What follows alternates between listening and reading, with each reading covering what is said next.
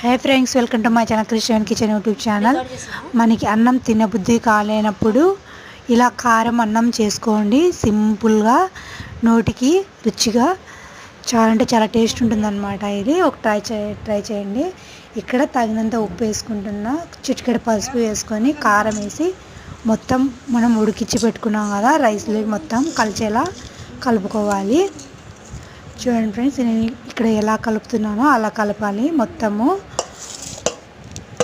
మిగిలిన రైస్తోనైనా ఇలా చేసుకోవచ్చు, లేకపోతే మనం వండైనా ఇలా చేసుకోవచ్చు. సింపుల్గా అప్పటికప్పటికి మనకి తినాలనిపించినప్పుడు, కూరగాయలు ఏం లేనప్పుడు ఇలా కారం అన్నం చేసుకొని తినండి. చాలా అంటే చాలా టేస్ట్ ఉంటుంది. జల్దిగా కుక్ చేసుకోవచ్చు.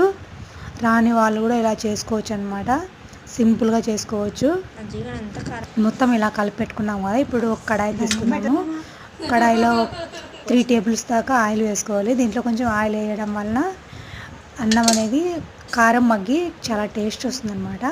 ఇక్కడ నేను 3 టేబుల్స్ వేసుకుంటున్నా. పోపు వేసుకోవాలి.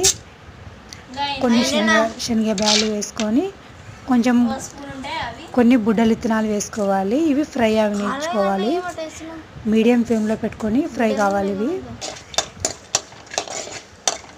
చూడండి ఫ్రెండ్స్, కొంచెం కరివేపాకు వేసుకొని ఫ్రై చేసుకోవాలి.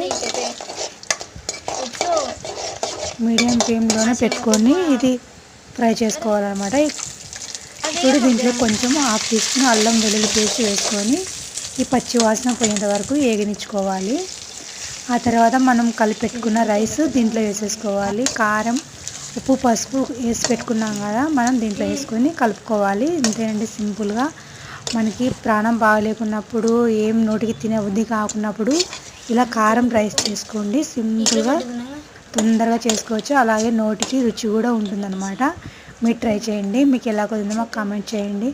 మా ఛానల్ కొత్త చూస్తున్న వాళ్ళు సబ్స్క్రైబ్ చేసుకొని లైక్ చేసి ఫ్రెండ్స్, షేర్ చేయండి. తప్పకుండా లైక్ చేయండి friends. Thank you for watching.